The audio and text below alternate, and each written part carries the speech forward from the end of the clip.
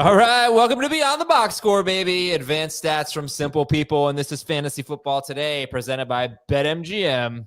Make it legendary. Today, we're going to talk about the Colts offense, tough schedule down the stretch. What do we think about Daniel Jones and Jonathan Taylor? Taylor coming off a really rough game at the Chiefs. How about Ashton Jeanty with a new offensive coordinator as Chip Kelly fired by the Raiders today? And Ken Walker had an encouraging game, although you may not see it, might not hit you right in the face, but we'll tell you why things were encouraging. How do we feel about him?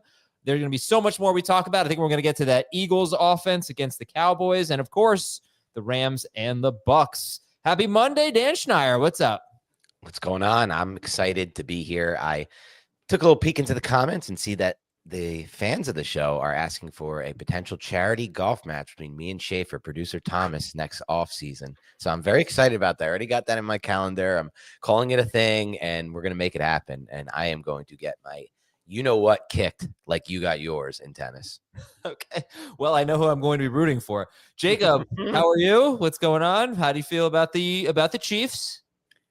Yeah, Chiefs got an important win. I'm doing pretty good. This is a funny time of season that we've arrived at here where like we kind of think that we know things. People feel like they know things. And so they almost feel like they're entitled to that, like playing out, but it's not. We're still in the midst of chaos. It's still the NFL.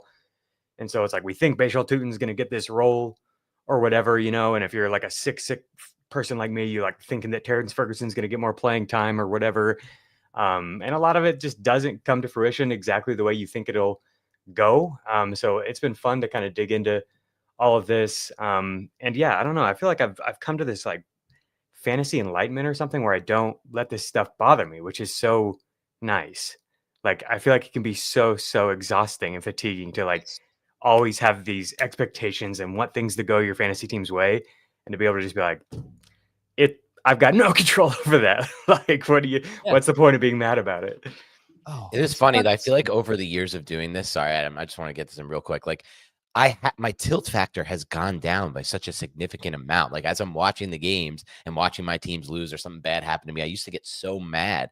And now I have also maybe found that enlightenment that Jacob has, where it's going to happen. It's going to be random. It's going to be chaotic. We just got to let it play out. Totally. And you know what? When you get asked about the same players all the time, and it just goes to show you that I don't know what's going to happen with Lamar Jackson. We could do all this deep dive. It's just so unpredictable. But I don't want to, trivialize what we do. We can obviously look at things that help. I'm not saying that there's no way to be good at predicting, sports. But it is obviously, it is tough. It is tough, and there's so many things that we can't control. So I agree. However, with that said, if I lose in the Fantasy Football Today League again, I've lost three weeks, me and Dustin, my partner donated to St. Jude, 3 weeks already this year, maybe 4 by 4 or fewer points. If we lose again tonight, we're up by about 25 facing Brock Purdy. That's it. I'm freaking done. I'm never doing another show. So I agree with all of your enlightenment stuff. If it happens again in the FFT league, I'm done. I'm going ballistic. I'm going postal. Get the hell out of my way. Okay. Well, we better get that rant on air is all I can say. And that first comment better not be true. We cannot even come close to afford to lose Adam Azer on this show. So I hope Brock Purdy doesn't score tonight. Yikes. I mean, I have a similar situation, Adam, up 6 with Christian McCaffrey against Brock Purdy. Before you say, oh, you're the easy favorite, understand this is a league that awards 0.25 points, or 0.5 points per completion. Oh, you're done. 0.5. I am done. I am the one who is done. Yeah. All right. Rams 34, Tampa Bay 7. Obviously a very disappointing game. And it was not say it would have been a blowout, but it was pretty one-sided even at halftime. And Baker Mayfield missed the entire second half. So it's hard to answer questions about what the Bucs are going to look like next week. We don't know who their quarterback will be, whether it's Bridgewater or Mayfield. We think Bucky Irving has a good chance to play in week 13. They're facing Arizona, which is a really good matchup for running backs. We see it week after week after week. But, what kind of rotation do they have there? That's uncertain. So it's really a lot of uncertainty rest of season for the Bucs right now. But the one guy that I'm seeing a lot of questions about is Emeka Egbuka. Just give you a quick Chris Godwin note. He's 68% rostered, 5% started. He ran about half the routes. He was on the field for 18 routes. He had 4 targets. No other player had more than 2 targets when Chris Godwin was on the field. So he did lead the team in targets, but it's all small sample size stuff.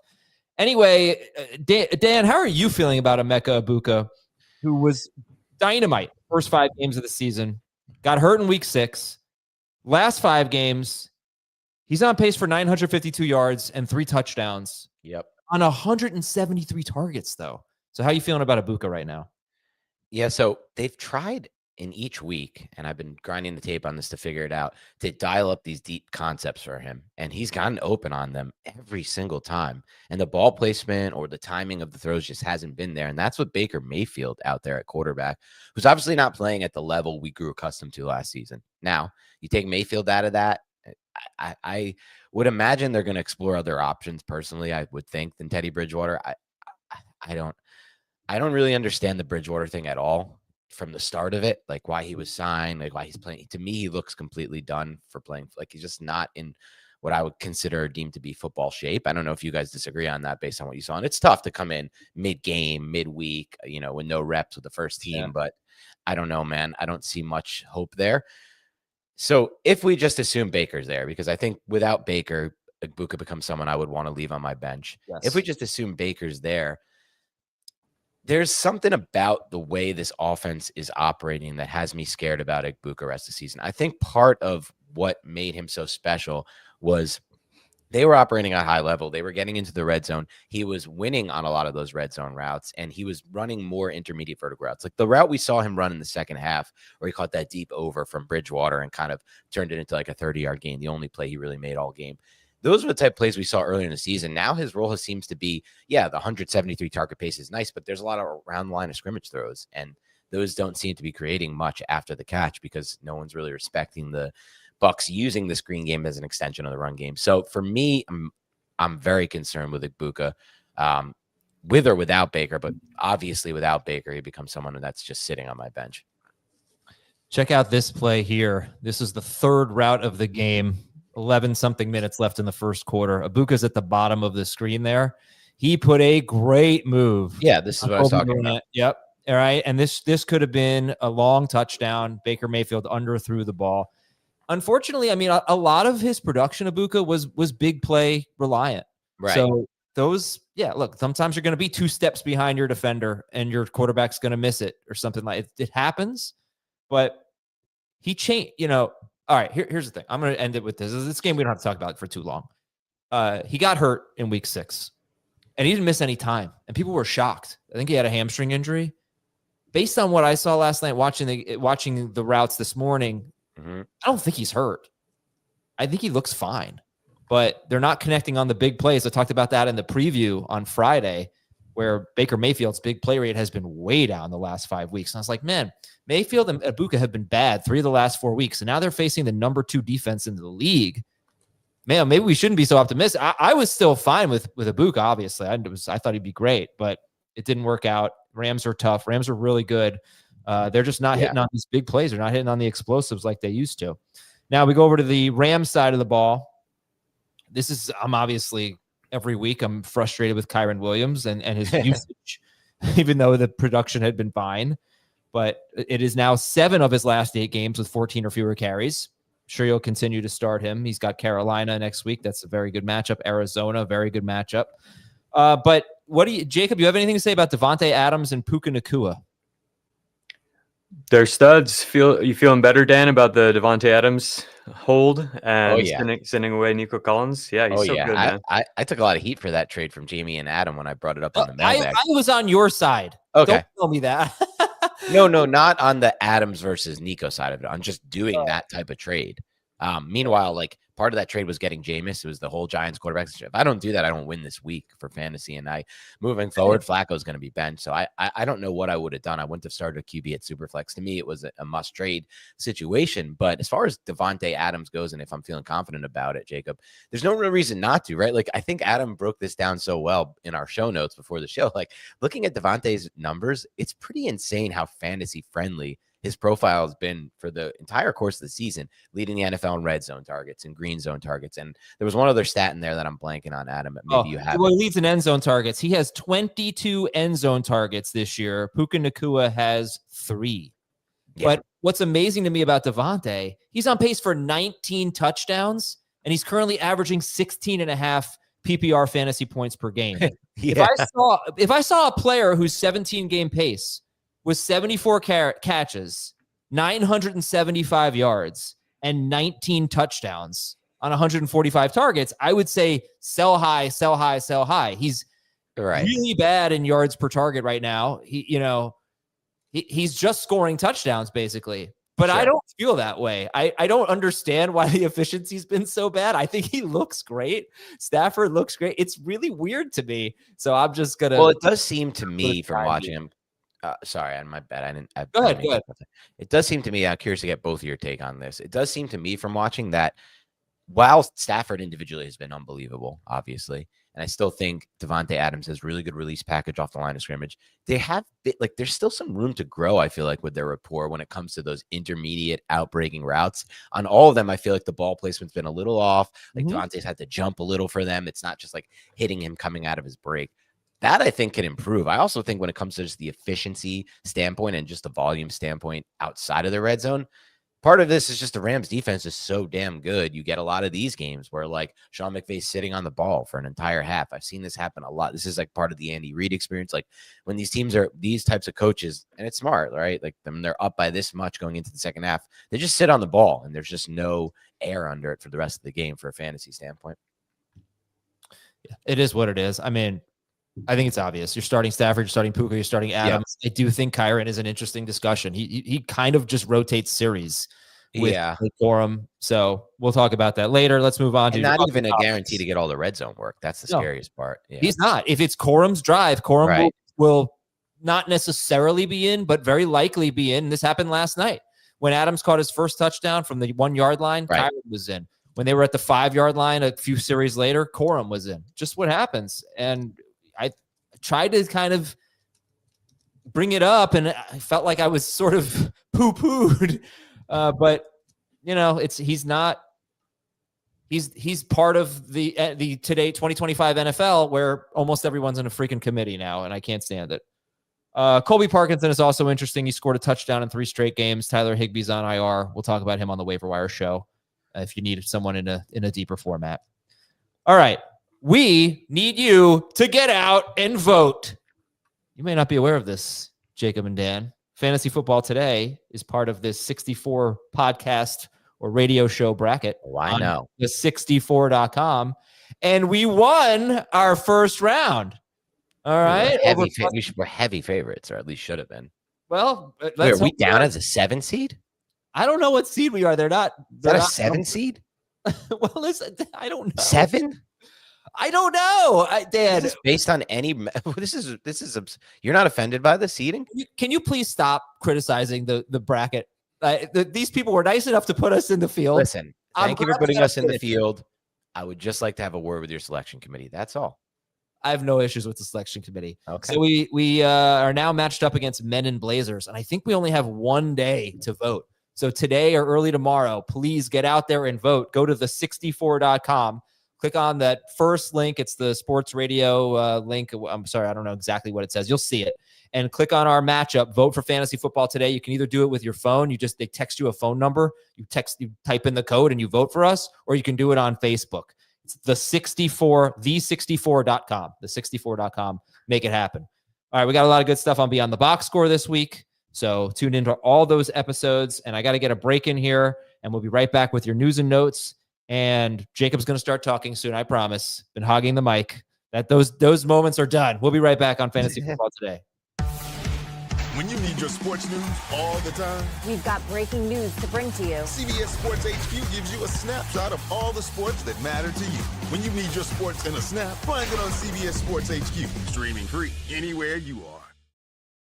Some news updates here, other than Baker Mayfield, who is the shoulder injury. Aaron Rodgers is expected to play. I haven't seen anything on Jeanty. Kamara's got not a serious knee injury necessarily, but he might miss some time. Jalen Waddle missed practice coming off of the bye, so that was interesting. But Darren Waller will practice this week. He scored 4 touchdowns in 3 games, in 3 healthy games. Will Campbell, it's not a torn ACL or anything like that. I think it was a sprained MCL for Will Campbell. I don't remember exactly. He That's could huge. miss some time. Yeah. And their left guard, Jared Wilson, has a high ankle sprain. He's going to miss some time. So that's not great for the Patriots offense. I thought he was done, though, Campbell. That's good to hear. Huge. Yes. That would have changed everything for Drake May and for the entire fantasy outlook for them. Trey Smith has an ankle injury, the Chiefs star offensive guard. Let's see what the exact update there is, but that's going to be, I think, a few weeks. I got some more news coming in. I'll give it to you later. And let's get to Jacob now. Jacob, tell us about some metrics that caught your eye or anything you want to talk about. Yeah, first I want to let y'all know that we're going to do a fun Beyond the Box Score show this week. Pretty excited for that. Normally it's just like giving you all the data that we can. And of course we're going to do that as well. All shows are fun, Jacob. All shows are fun. Yeah, for us. I've been told they could be a little boring. No. But not this week. We're bringing the Dense energy. is the word you're looking for, not boring. Dense. Yeah, okay. Both. We are doing an awards show, and we're going to go through like best quarterback pick, best running back pick, fantasy MVP, all this stuff. Look at which players have actually like helped win weeks and swing matchups this league or this week, and then look forward to the rest of the season and how that might play out for somebody like Jonathan Taylor. Segue, we're going to talk about him today. Got some tough matchups, so maybe he was an early season winner, but not so much late season. So definitely tune in for that Beyond the Box Score episode. I'm glad we're finally done with that Bucs-Rams game. I want to talk about the freaking Cowboys-Eagles game. Yes. And this is present on my mind because I'm a Chiefs fan, and we've got the Cowboys this week on Thanksgiving. But to me, like, the Cowboys are kind of looking dangerous right now. They're looking pretty good. And this was a statement game, of course, to dig out of 21-0. They played like the Cowboys that we've seen a lot to begin that game. But then they were able to dig out. I think that's really impressive. But it also says a lot about the Eagles and where they're at. In a game that they were leading throughout, they didn't run the ball hardly at all. Really weird, right? Like, that's not what we come to expect from the Eagles. But they just haven't been able to run the ball. I think they had like 12 running back runs or something in this game. In a game they got up 21-0. That's super weird. So they throw a lot. It is this big A.J. Brown game. But still, Devontae Smith leads with targets, leads with air yards, 31% target share, 56% air yardage share. So it looks really good for him. He's just such a stud. But I'm worried about the Eagles. I'm worried about the line. Like, the fact that they weren't willing to run the ball, I think points towards their fear of what's going on with the line. And we got a 49% pressure rate for Jalen Hurts in this game. Wow. 2.46 seconds was the time to pressure. So a lot of pressure, and it was coming fast. It wasn't just him holding the ball. There were a few times, I think, in the second half, especially where he kind of froze. But like, they were getting there consistently throughout this game. So that is worrisome for the Eagles offensive line, and then is also really intriguing, I think, for the Cowboys, because the game before that was against the Raiders where they looked so amazing. And I was like, let's see it gets an actual unit.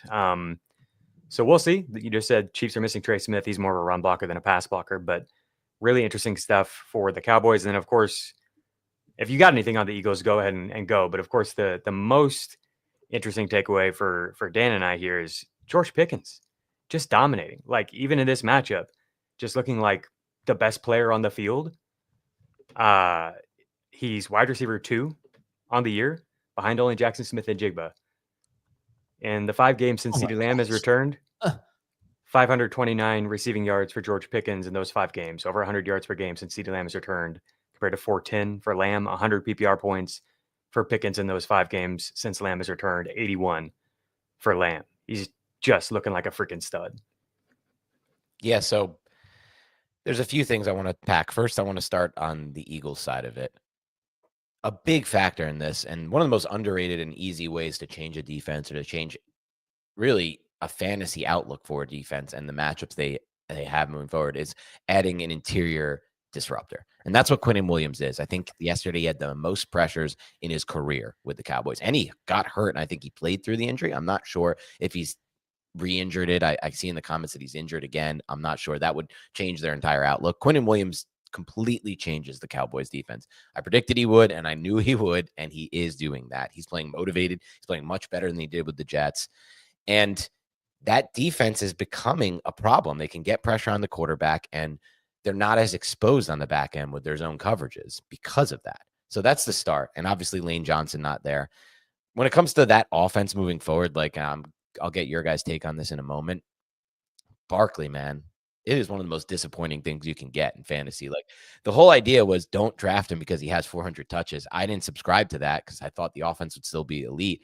He's not even injured by any means, and he just can't score in fantasy football because they can't generate anything on the run game. He doesn't get any of their red zone touchdowns. It's really just you would think like at one point they'd give Barkley a carry inside like at the 1 or 2 yard line just to give him a touch. I agree. Yeah.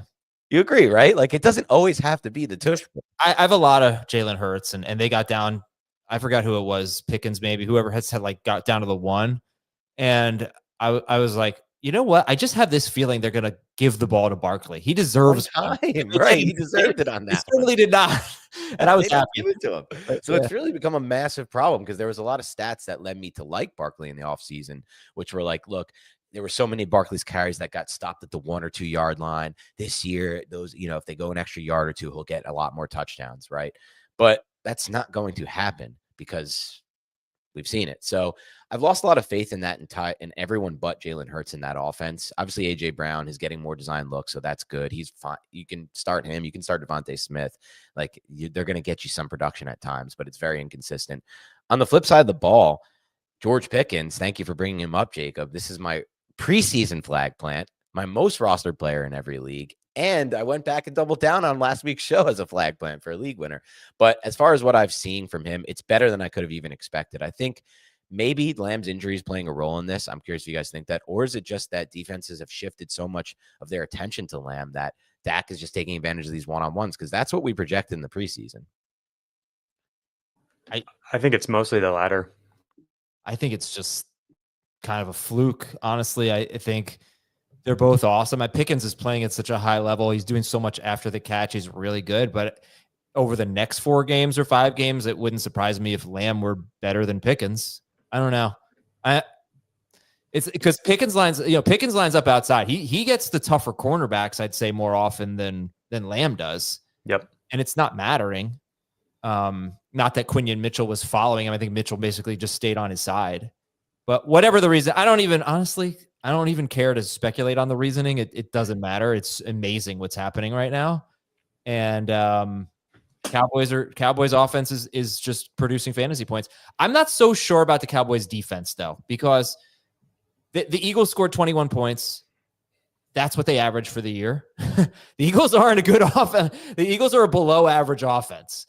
So I am pretty convinced about the Cowboys. Convinced isn't the right word. I'm thinking they probably have a good run defense now. I'm not sure that I'm sitting wide receivers or quarterbacks against the Cowboys, even considering that. We'll see what crappy Mahomes does against them. But I'm not quite there yet because the Raiders aren't a good offense and neither are the Eagles. I'm sorry to say it, but we're 12 games or 11 games in for them. They're averaging 21.4 points per game. That ranks 19th in football. It's just what they are. That's what they scored yesterday. All right. That's the thing. But what do I do with this A.J. Brown game? Am I buying back into A.J. Brown? I don't even think he was a top 40 wide receiver going into this week. Am I all of a sudden I'm starting him again? I don't know. Like I said, it was still Devontae Smith dominating the usage. That's how it's been pretty much all year after the first couple of games. Last week being the one exception where they forced the ball to AJB. I wouldn't want to be buying into A.J. Brown. I think you just are holding him if you've got him and hoping for the best. Okay. I want to transition to the Ravens if that's good with y'all. I think they're an interesting corollary here where it's another team where we've got this running back who completely dominated the league last year. We're seeing a bit of a fall off this year, both Henry and Saquon Barkley. How much of that do you blame on the circumstances? How much of that do you blame on the actual running back? Can you trust them going forward? The Lamar Jackson discussion is really interesting too, especially for fantasy. He's giving you 12 fantasy points or something over the last 2 weeks. Yeah. Right. That's what I'm talking about. Or somebody was giving me grief in the comments about my fantasy enlightenment and stuff and saying that was just kind of a cop-out for me, getting calls wrong or whatever and just being like, it doesn't matter. That's not what I'm saying at all. Of course, I own whatever we give you in terms of advice. But Lamar Jackson averaging 5.5 points over the past 2 weeks, who the hell could have ever predicted that? He's hurt. I don't know. I watched him, and he doesn't look that different to me. None of his rushing metrics are any different, even since he's gotten back. His rushing metrics this year are good, like advanced, making people miss, getting yards after contact, Agreed. stuff like that. But he's not running. That's what he's sitting there in these pockets, and no one's open, and he's not taking off. I feel like he's reluctant to run. That's my impression over the last 2 games. Your thoughts? I don't have the numbers here, but I'm pretty sure he ran a handful of times at least in this past game, one of which like he took a hit, going for it, being like initiating the contact, being aggressive. I didn't think he looked that much different. There were a couple of misses in this game. Like he missed on an intermediate throw that he's usually money on early in the game. He overthrew a sideline shot to Hopkins late in the game, but he misses those. Honestly, if you watch a lot of Lamar, he just misses those deep shots sometimes. To me, like I think the running is. I don't see any indication that the running is diminished. He hasn't made it any like huge electric plays, but we're talking about like a 2 or 3 week sample size, and that can just kind of happen, right? Where like he's not. I mean, obviously, he doesn't rush for 80 yards every single game. So like, if he doesn't break a long one. So my issue with you're 100% right. Over his last 2 games, he has 11 carries for 21 yards.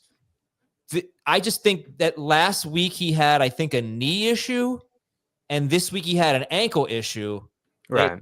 They were different injuries than I know he had hamstring, knee, ankle. I can't remember the order. One of them caused him to miss those 3 games. Then he came back. He was seemingly healthy for Miami. He didn't really run, but he threw 4 touchdowns.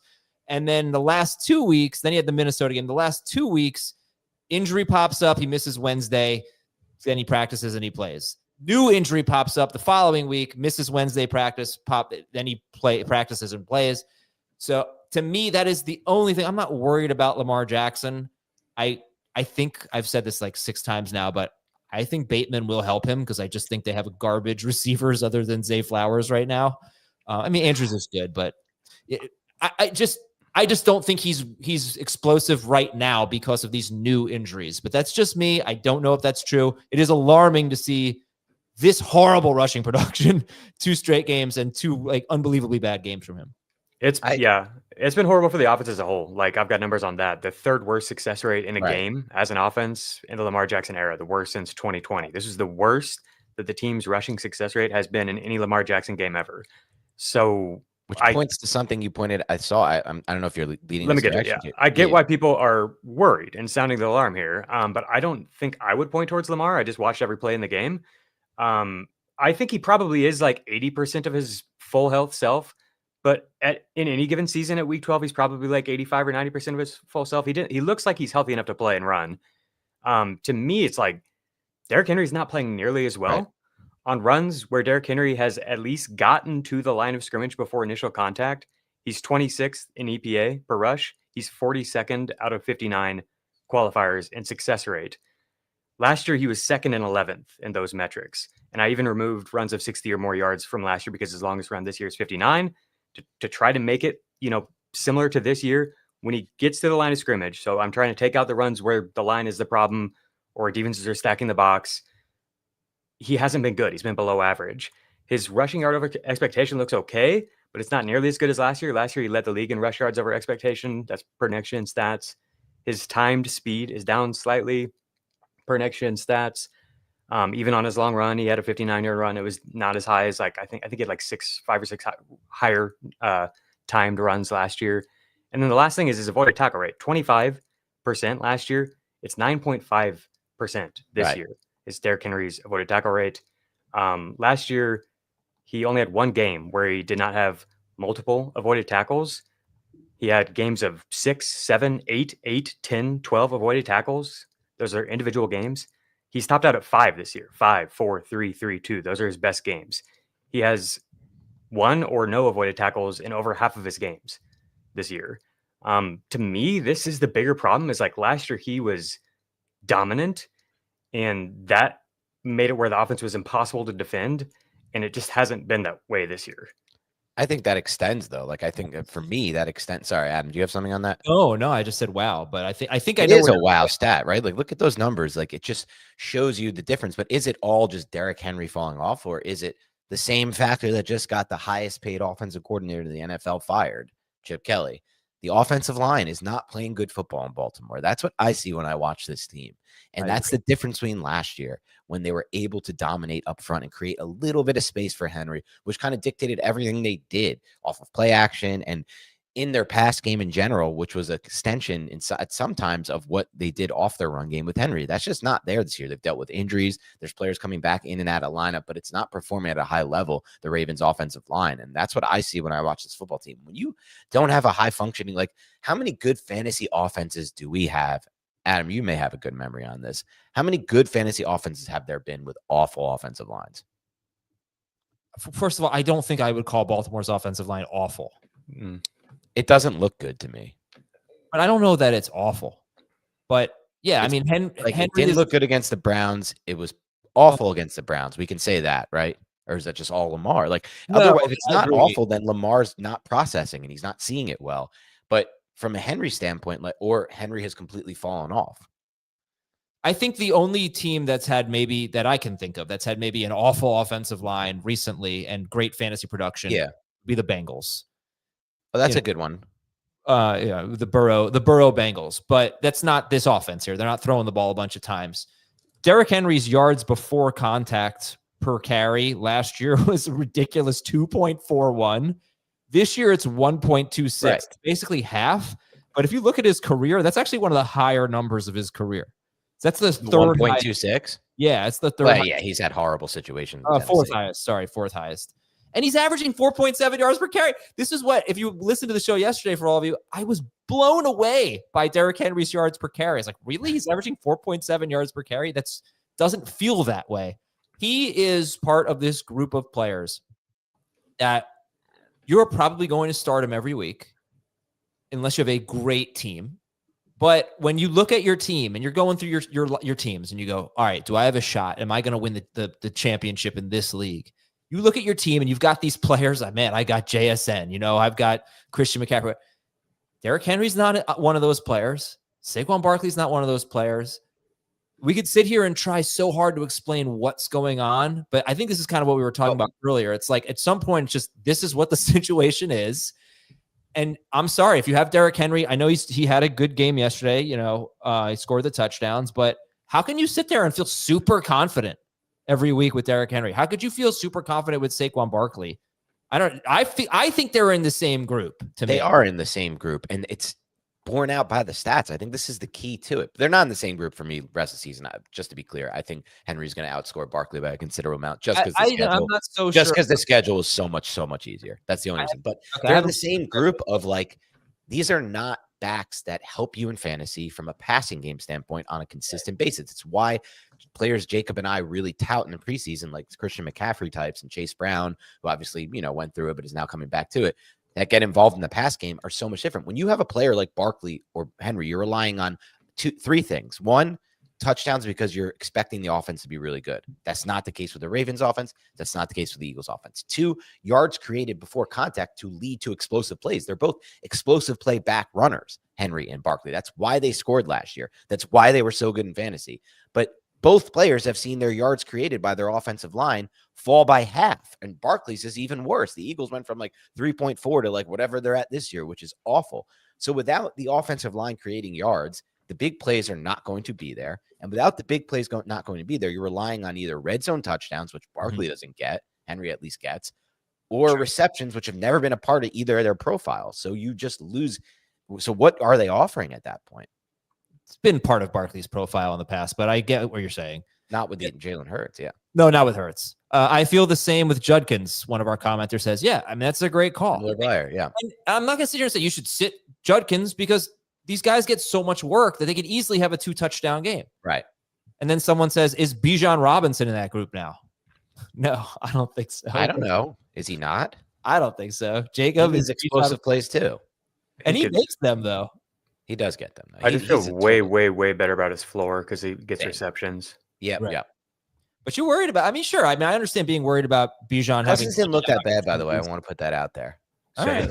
For those who are completely worried about that state of that Falcons offense. We got a Cousins bomb. That's crazy. We got a Cousins bomb that was pretty well timed and pretty good ball placement. He had a couple out passes that scared me. They floated in the air really high and then dropped into the receiver, but did get there. The arm isn't what it was, but I think that I was shockingly, surprisingly, because my expectations were so low, a little bit enthused by what I saw from the Falcons offense. Oh, that was very encouraging. I was shockingly, surprisingly, because my expectations were so low, a little bit enthused. I love it. Can I just close on the Henry thing real quick? Yeah. On runs where he at least got to the line of scrimmage before initial contact, he has a 6% stuffed rate, which is double his rate last year. It's the highest rate in the NFL. This is what my problem with Henry. He has one of the highest stuffed rates in the league. Last year was pretty good. And this is why I contextualize it by cutting out all the plays where he got hit in the backfield. Yeah. Because when he's getting to the line of scrimmage, he's just not finding as much success. Right. And that's not going to be perfect at isolating exactly what Henry's doing all on his own and what's a problem with the offensive line. Some of those plays he gets to the line and then there's more guys there than last year or whatever. It's not as clear of a path. I don't know. But like as close as I can get to isolating it, it looks like the worst year of his career and like clearly worse than last year. Another way just is the percentage of runs where he got to the line is not that much different than last year. Last year was 44%. This year it's 50%. As a Titan, it was higher than that. Last year, the line played surprisingly really good. This year, I think it's been slightly below average. And there's been the difference between the two is much wider, I think, than the difference between what we got last year from Henry and what we're getting this year from Henry. And I do think that's a problem for the offense. Yep. Fair enough. Completely agree. All right, let's take a break. Got some more stuff to throw at you here, including Jonathan Taylor and his brutal schedule. We'll be right back. You can't count on accurate expiration dates. No, that is a rookie mistake. Or the kindness of strangers. But thanks to CBS Sports, you can always count on Sundays with the NFL on CBS and Paramount Plus. All right, folks, just some injury updates. So Will Campbell, he didn't have a season-ending injury necessarily. He didn't have one of these, surgery. But he might go on IR. He might miss time. They might not get him back until the playoffs. So for the Patriots' sake, they could. It's possible, just based on what I'm reading right now, it's possible that they are going to be without the left side of their offensive line. I think they'll be allowed to have substitutions for them. I don't think they'll have to use 3 offensive linemen. But the starting left tackle and left guard could be out for the rest of the regular season or close to that, maybe the fantasy season for New England. So that's kind of a bummer. And Baker Mayfield, I think it's looking like a sprained AC joint are the preliminary reports. And that's on that is. Oh, Billy Bowman for the Falcons cornerback. He tore his Achilles. Is there anything on Rashee Rice? No, we think Rashee Rice maybe had cramps, but he only played 65% of the snaps and 62% of the snaps, and he had 8 catches, 141 yards on 12 targets. He's pretty good.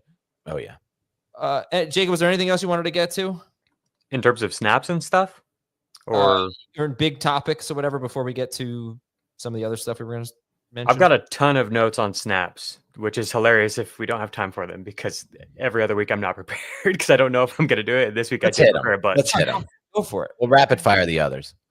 Okay, Tyrone Tracy, 72% snap rate, 23 touches, 3 of 4 rushes, running back runs from inside of the 10 with a 75% red zone snap rate. He's averaging 113 scrimmage yards across his past 3 games. Are you guys buying the Tyrone Tracy role has changed? So we're not going to see as much as Singletary? No. That's a good question. But I'm not buying it. I'm just not sure.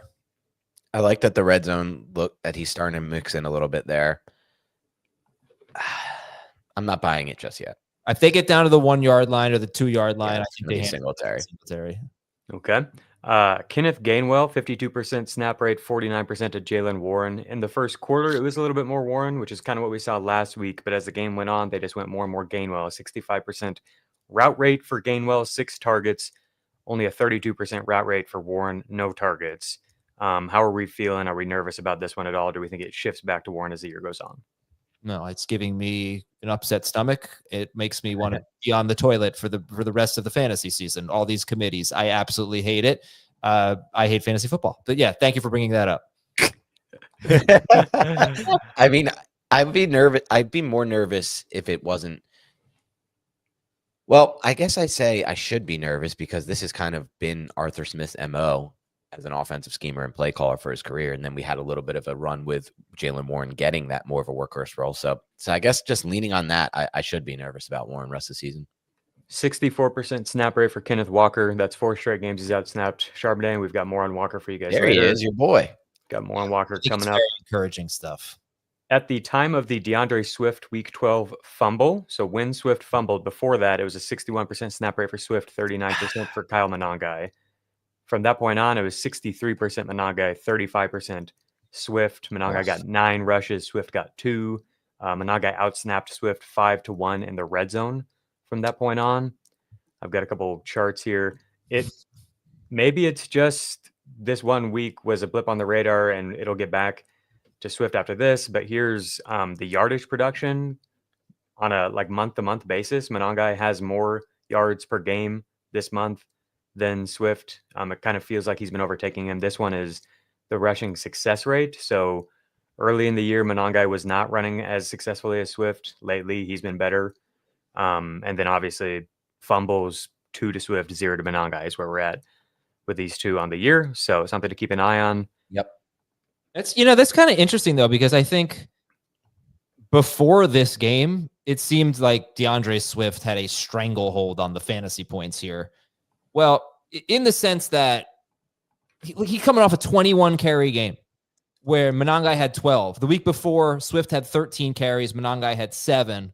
Swift is playing more on passing down. Swift, when the team's trailing in the fourth quarter, which they usually are, Swift would be in the game there. So I didn't really feel like Monangai was making inroads. I felt like he was for a bit, and then Swift reclaimed. Swift was playing very well before this game. So I'm interested. I mean, look, I thought you were wrong about Gainwell on Sunday morning, and you nailed it. I'm not going to necessarily doubt you, but I didn't see this trend. I just think that this most recent, I don't know. I think this most recent game is kind of clouding the picture a little bit, because before this game, I feel like Swift was clearly ahead of Monangai.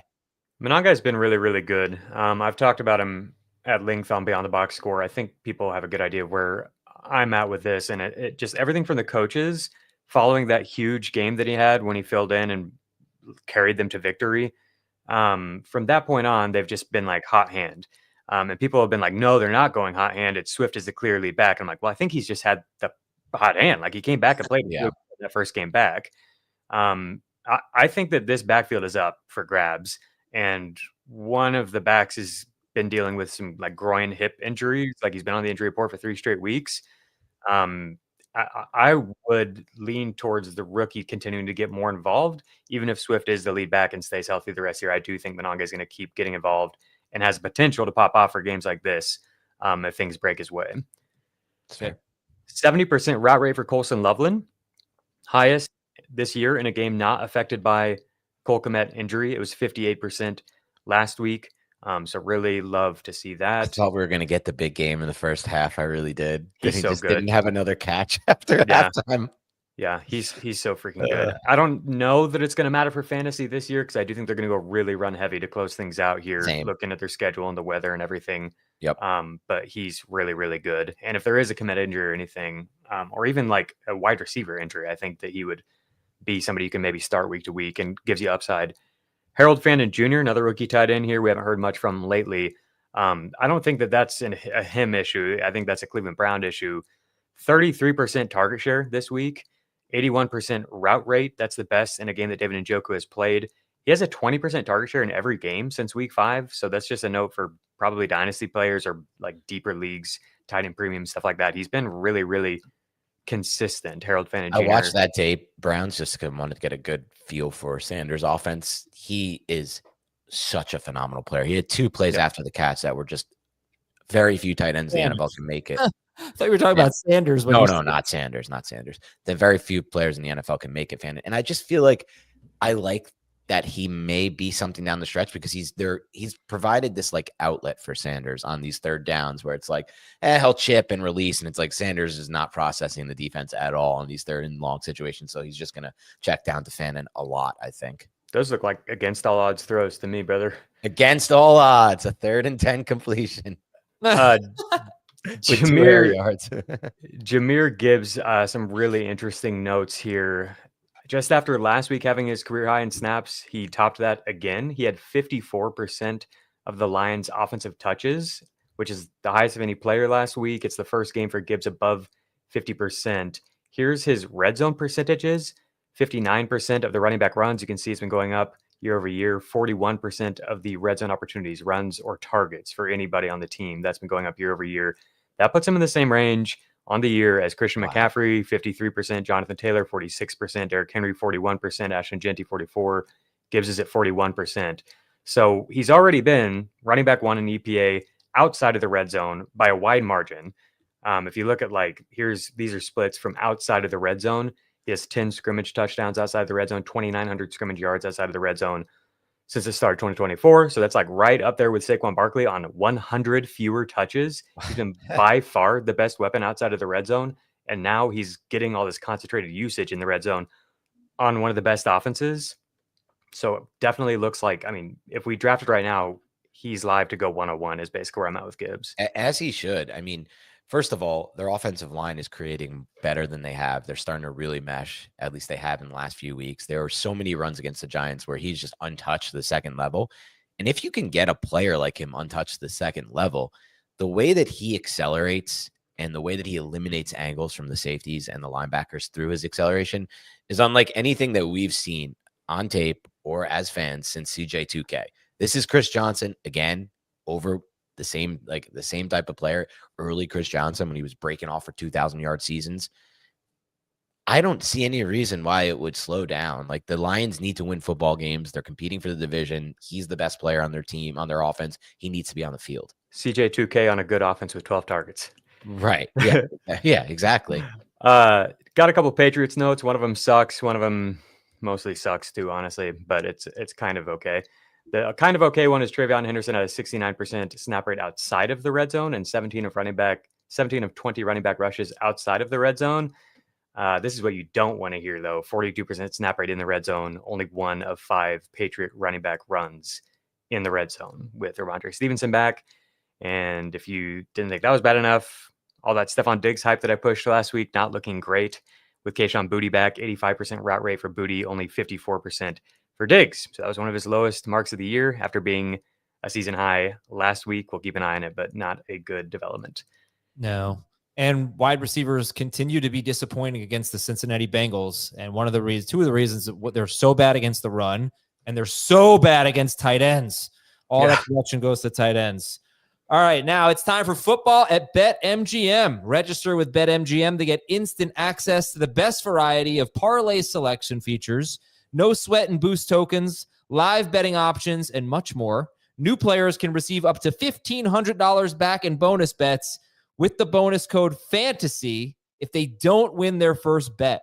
You don't want to miss out on any of the hard-hitting action at BetMGM. Place your money line, parlay bets, and more today. BetMGM. Make it legendary.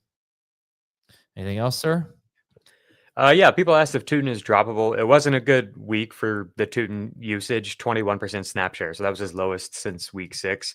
The ankle injury did not look good when it happened. It looked like it could be serious. So I don't know what to do with the injury reporting out of Jacksonville. It sucks because it seemed like he was fine, but then he barely played at all. It was pretty much all ETN early in the game, only 21% snap rate. Also, Jags relevant, 69% route rate for Brenton Strange. So right away, he was in a fairly significant role, and I think he's going to be a really important piece for them. I think he really helps the run game, too. We finally saw them get some explosive plays back in their life this week. Last note is Christian Watson, 91% route rate for Christian Watson. That's his highest rate of the year by far. 40% first read target rate for Watson. He's at over 2 yards per route run this year, which is where he's always at. So, seems like he's back and healthy. And there's a lot of other injuries in Green Bay, so just wanted to make that note. Listen, we've got the playoffs coming up. So if for a question like, is Bhayshul Tuten droppable? It really depends on your record. I mean, you just can't afford to hold on to, maybe you can, but for many of you, you just can't afford to hold on to lottery tickets or even guys who are going to be in a committee. If you need to win now, if you need to win next week, I don't know that we can confidently tell you to start Bhayshul Tuten. Sure, there's a chance that he gets his role, the role we saw 2 weeks ago, and the ankle was the reason why he had the limited role, but we just don't know. So I think the rules are different going into week 13 than they were going into week 8 or whatever.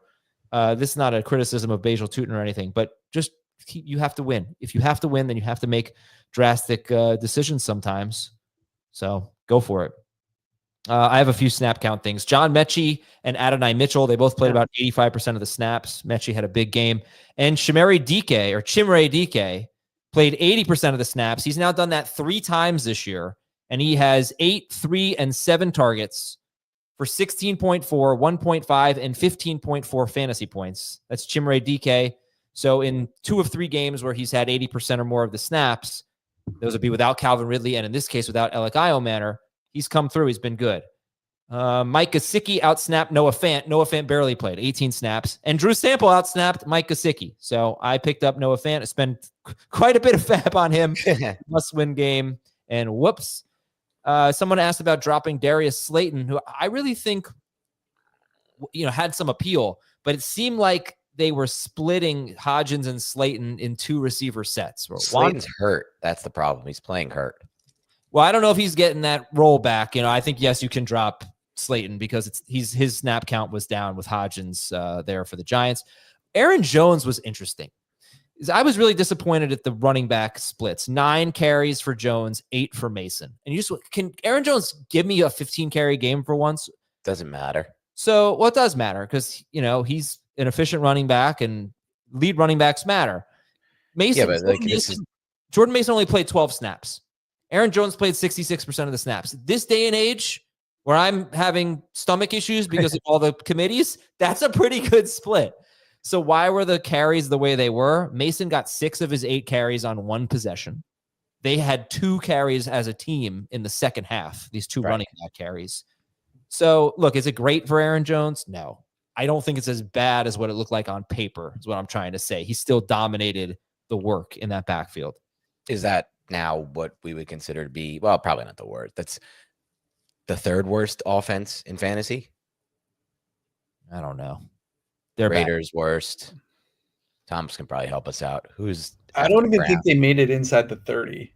They didn't make it inside the 30 whole game? It didn't seem like that. I didn't look into that, but I really don't think they did. Oh my God. Another offense that struggled, the Saints.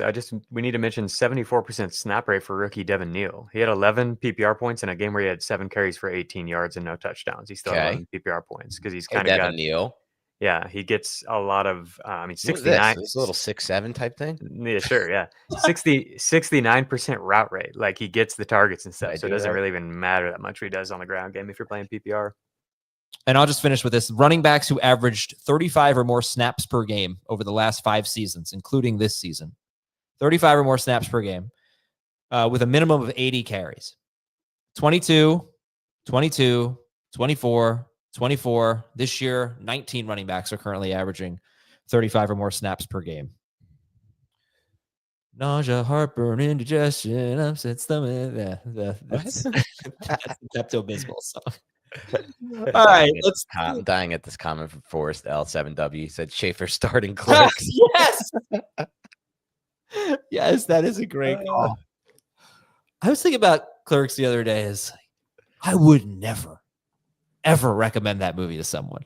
Why? I just don't think there's a chance in hell that more than 1 in 10 people today in 2025 find Clerks funny. I found it funny. You mean from that standpoint? It's so niche. And it's from that standpoint. I didn't know where you were going with this. I thought you meant from like the cancel culture standpoint. You mean just from the niche side of it. Like, I'm sure I haven't watched in a while. I'm sure those jokes won't fly today in 2025. Right. Yeah. But I think it's like, take that side out of it. I think a lot of people would still find it very, very funny. I was just about to recall 2 of my favorite moments in that movie. I literally cannot say them on air. So I'm just not going to. No. All right. Buy or sell. From Kelly, Chip Kelly's dismissal will be a notable positive for Ashton Jeanty's fantasy prospects. Sell as hard as I can sell. I mean, look, I saw some breakdowns. Ted Wynn's one of my favorite guys on Twitter for breaking down film, and he covers the Raiders extensively. And he showed some stuff that's eye-opening. There's 3rd down situations where the Raiders are running a 2-man route combination where it's 2 verticals on the outside, and when Geno Smith hits the top of his drop, there's just nothing possible because the 2 guys are running verts and there's nothing. It's there's weird stuff going on in their pass game, but their run game should have been at its best with Kelly. Putting anyone in over Kelly is going to be bad for or neutral for their run game. Their run game has nothing to, like, their lack of success in my mind has very little to do with Kelly and almost all to do with the single worst offensive line in the NFL.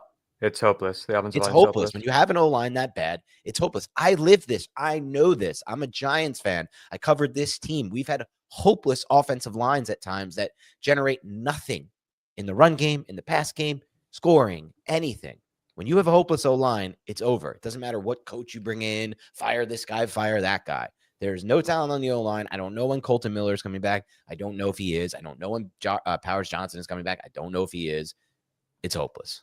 There might be good games because he's really good and, like he can make big plays. But outside of that, no, I don't want to go there at all. Guys, yes, agreed on that. He's so explosive. He might randomly score sometimes. This is going to surprise you. First of all, he has one carry all year of more than 20 yards. So he hasn't been explosive. But you might be surprised to know Ashton Jeanty per game is RB 15 in non-PPR and half PPR and RB 13 in full PPR. Yeah. Since his horrible first 3 games, he has averaged 17.5 PPR fantasy points per game. We're talking about Ashton Jeanty like he's a huge bust. I would call him a mild bust. I'm not saying he's not a huge bust. He scored a lot of touchdowns, right? It's all just touchdowns. That's what I meant. It's catches. And catches. It's touchdowns and reception. He's used a good amount. Yeah, because they have no off. They have to use an extension of their run game, the short passes. I'm a little concerned the catches come down because they've thrown the ball an unusually high amount the last 3 of the last 4 games, 39 or more pass attempts, and he's had a target share of 20% or higher in 3 straight games. That's not super repeatable unless you're Christian McCaffrey or Devon Achane, basically.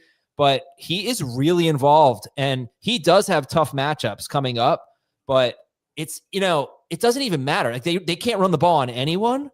So I actually think that Jeanty is a little bit ahead in full PPR of Barkley and Henry. Am I crazy? A little bit ahead rest of season, you mean? Yeah. Like who would you? I would say it's a fair question regarding Barkley. I would still take Henry. The schedule is just so much easier. I would take those guys without question. I think there's way more upside. It is touchdowns. He has 7 touchdowns in the past 8 games. And I think that's like wholly unsustainable. And that's like this. So what I'm saying basically is like, this is kind of the best version of him. Like I think for fantasy right now, what we're getting, and it's okay, it's fine. But like the best version for those guys could be much, much better because those offenses can be good. Mm-hmm. The best version is, that's the question I'm wondering. They can, and Henry has the Bengals in 2 of the next 3 games. Yeah, so the matchups are so good for Henry, and the matchups are awful for the Raiders too. Like, aren't they awful for Barkley though too? No, no.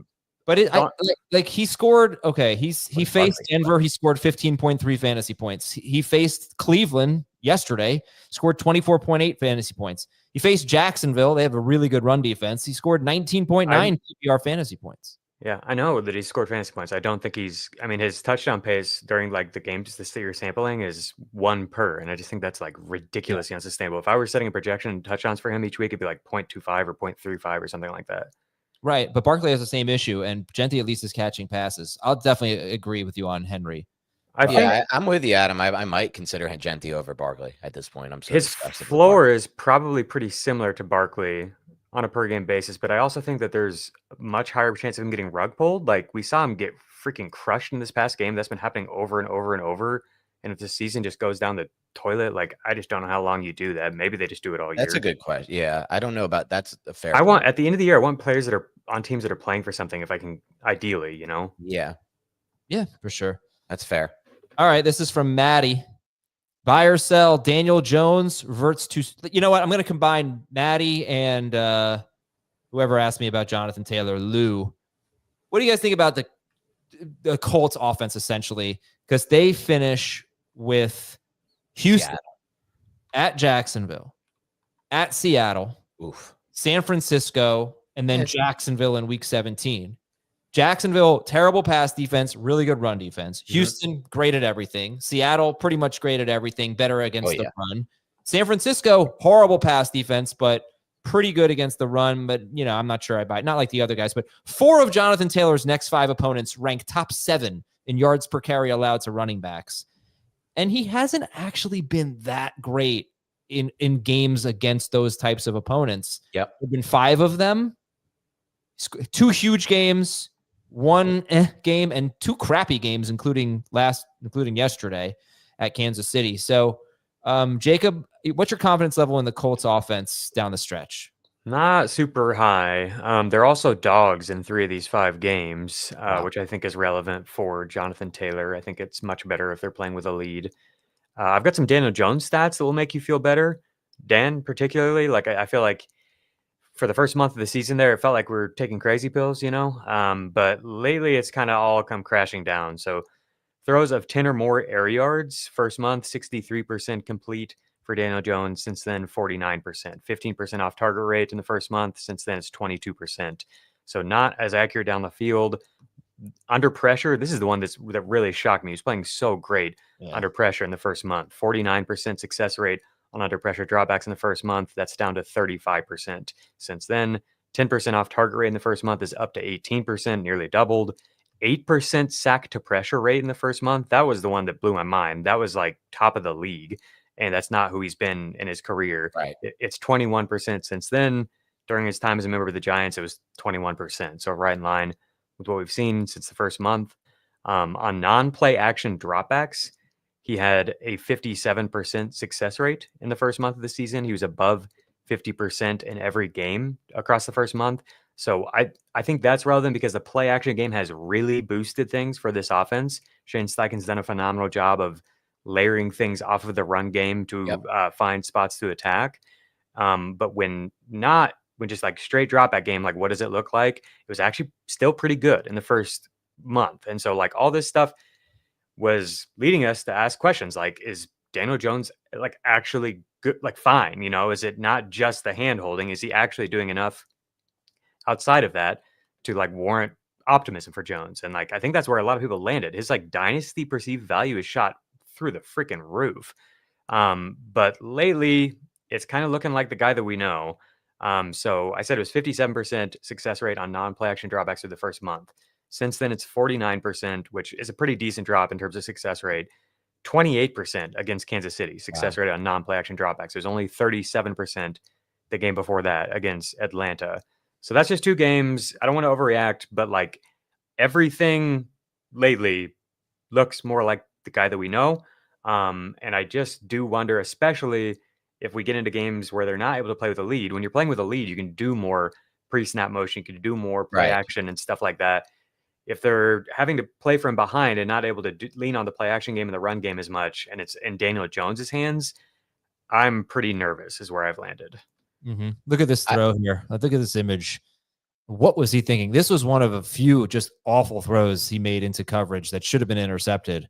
Well, he's predetermining the passes. He's still leading the NFL in first read target percentage. So it's just kind of, if it's not there, it's going to look bad. There was one that was even worse. The one that he like threw into 3 Chiefs defenders and they ran into each other is the only reason they didn't intercept it. That was just a predetermined throw, pre-snap to post. The problem is like, so I'll start by saying this. I'm more concerned with Taylor living up to his expectations that he's built for himself than Jones down the stretch, pretty much because of the way you broke it down, Adam. 3 of those defensive matchups over the rest of the season are bad pass defense, I guess. On paper, Jaguars are a bad pass defense.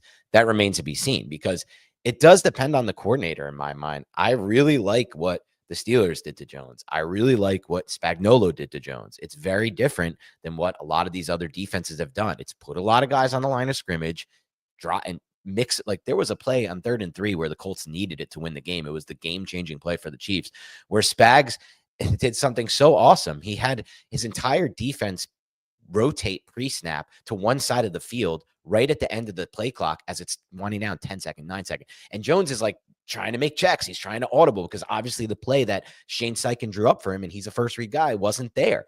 And so he's doing that. And then the clock's winding down. And Spags just rotates right back into what he had at the start of the snap. So Jones is now like, oh crap, I just made this check based on what I saw, but he's rotated back there. He snaps the ball and it's like he has nothing to do and he throws something off target and he misses that 3rd and 3.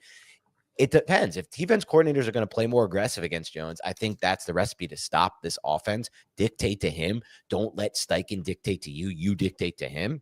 And I don't know how many defenses are going to do that, though. Like, maybe the Jags will do that, but I still think I have more confidence somehow in Jones than Taylor because I think those run defenses that you outlined that Taylor has rest of the season, that scares me. Yeah, but he's Jonathan Taylor. I mean, yes, such a good year. It can't just be matchups. The guy was on pace for 2,000 yards, I think. I don't think he still is, but he just scored 49.6 fantasy points against Atlanta. You go look at Jahmyr Gibbs' log. There's some bad ones in there.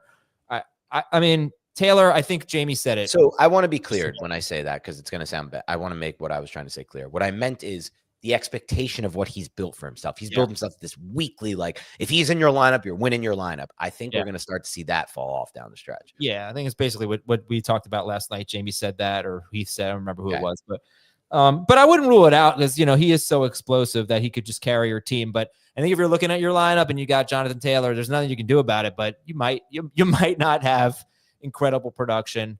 Jones, it's troubling. There were two plays in this game, man, that it was. I don't know if you're talking about the one to Josh Downs on 3rd and 4. They would have the set one up where he threw like the little out. I don't remember who was two, but the two Chiefs defenders ran into each other. It's the only reason they didn't intercept it. Like the one guy tried to intercept and the other guy tried. It was just like 3rd and 4 throw to Josh Downs would have set up 1st and goal, and his miscommunication. Jones threw the outside. Downs went inside, and they settled for a field goal. Then I don't remember the screen pass to Tyler Warren. Oh no, that one he just rushed that one. He just threw that so early. Maybe. But the screen pass to Tyler Warren, Trent McDuffie made such a great tackle. That may have been a touchdown. That was cool. He settled for a field goal there. And let me show you this last play of the game for the Colts in overtime. They have 3rd down and 1 near midfield. Look at Chris Jones, number 95. So he swim moves the center. The right guard, going to be on your left, is going to come and help him out. And then the left guard takes number 32. So you have number 23 there, go right in and destroy Jonathan Taylor for a loss. But it was really Chris Jones who took the center out of the play, basically. And Chris Jones was so good. He had a great game. Yeah. That's what I wanted to end with, is like, the Chiefs often make fun of opponents for like, this is your Super Bowl, against us or whatever. But like, this was the Chiefs Super Bowl, kind of. Like, they really, like, Chris Jones, like, gave it all. They gave it all. Yeah. And as a result, we saw like them completely dominate the ball. So there are only 50 offensive plays for the Colts in this game. That's a season low. They're averaging 62. The Chiefs had 91 plays. That's the most of any game all season by far. There are only 2 other games above 80. So like Kareem Hunt had 33 touches. That's approaching the total number of Colts plays. Like the Chiefs were just like, we've got to win this at all costs. And that means we're just going to dominate ball control and give Kareem Hunt the ball over and over and over. And it's tough to get anything going offensively when you're in that kind of a game. All right, so we got 2.5 to 3 minutes left here. Napoleon has our last buy or sell. He says, sell Ken Walker the third. I think I'm ready to kind of buy it here. Boy, this guy, I hope some of you can see his runs. He was incredible in this game. And it wasn't just taking advantage of him. I don't even know if Tennessee's a good matchup anymore. They probably are, but he created so many yards for himself. He's so fast. I think the momentum is really moving into Ken Walker's favor. Very advantageous stuff here, involved in the passing game. There is, of course, the Charbonnet issue. It's not going away, but I don't think it's as big of an issue as it once was. You guys feel that too? Yeah, what I've got on the screen here is just the snap rates over the past 4 weeks. You can see game by game. He's out-snapped Charbonnet in every game, and it kind of seems like it's leaning more and more towards Walker. And then to the Walker, like Charbonnet red zone split note, he already has more touches from inside the 10-yard line this month in November than he did in September and October combined. That's good. 46% red zone snap rate, 55% snap rate inside of the 10-yard line following the bye compared to 30% before that. So it feels like he could be scoring touchdowns very easily. I know the Charbonnet stuff is frustrating, and I've got no clue how it will go on an individual game. How many snaps are there inside of the 10-yard line on a game-to-game basis? Like 2 to 5 or something like that. Like, you just don't know how that's going to play out. But the underlying usage stuff doesn't suggest that it's like clearly Charbonnet's role or anything like that. In fact, it's looked better and better for Walker as the year's gone on. Okay. I still think that same thing I said about Tracy and Singletary. If it's at the 2 or the 1 yard line, I think it's likely to be Charbonnet. I agree with that. But I think if Walker can just catch a few passes a game, they set up a beautiful screen to him. I think it was a 29-yard gain. if he can just give us, 2 to 3 catches, then it won't matter that much. You'll have a higher floor. He won't kill you. He won't single digit point you. Right. Basically. Good point. So, and then, it's not a great schedule. So maybe he just took advantage of a good matchup, but you can get to week 17 at Carolina. That's pretty good. At Atlanta in week 14 is pretty good too. Yeah. All right. I'm not selling. There you go. Do you guys have any Jameson Williams thoughts? Oh, people have been asking about JMO a lot. I may lose my Gating league because he had 3 targets and all of them hit his hands. And this literally was the best matchup on the slate of anything. Like it was man coverage Giants with no one to cover him. And I don't know. I don't have any thoughts on what happened. He's a really frustrating fantasy player. Jacob, if you could look this up really quickly. So I had highlighted that JMO is at his best, seems to make his big plays when Jared Goff is under center and using play action. Mm-hmm. They were trailing in this game. So I wonder if they just were in shotgun more and he just doesn't get targeted as much.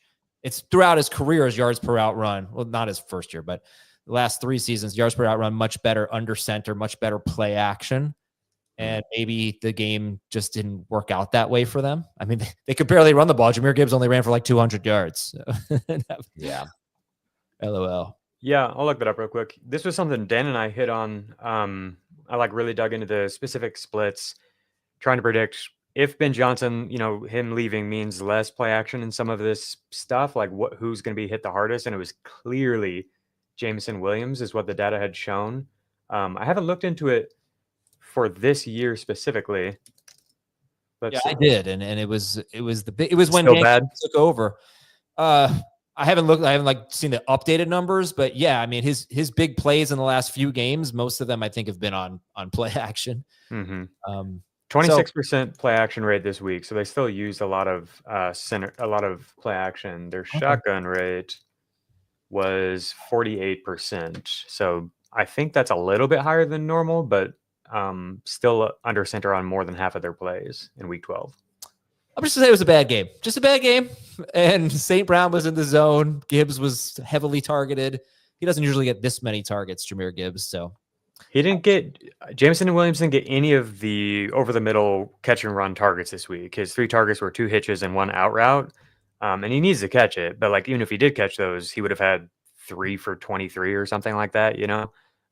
If he's not getting those over the middle plays, this can happen. This is something I pointed out last week is for all the Jameson Williams stuff that feels really good, he had a 13% first read target rate last week in his big game. And it's he's not really a big part of the offense.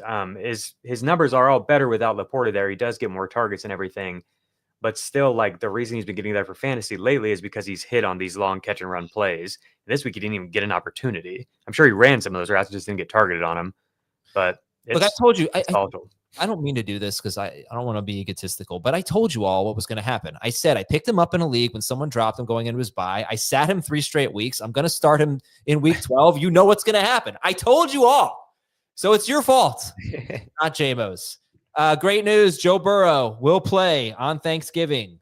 Unfortunately, T. Higgins will not. He's been ruled out with a concussion, but Jamar Chase will be back. So get ready to activate Joe Burrow. Although I think I'm curious if he cracks the top 12. Probably will. I don't think he's going to crack the top 8. It's just my guess. Haven't looked at anything yet, but that's just a guess. Against Baltimore without T. Higgins. No Higgins, yeah. First game back. We don't know how mobile he's going to be. We'll see. All right. Thanks to Jacob and Dan. Appreciate y'all hanging around for a long show today. And we will talk to you tomorrow on Fantasy Football Today.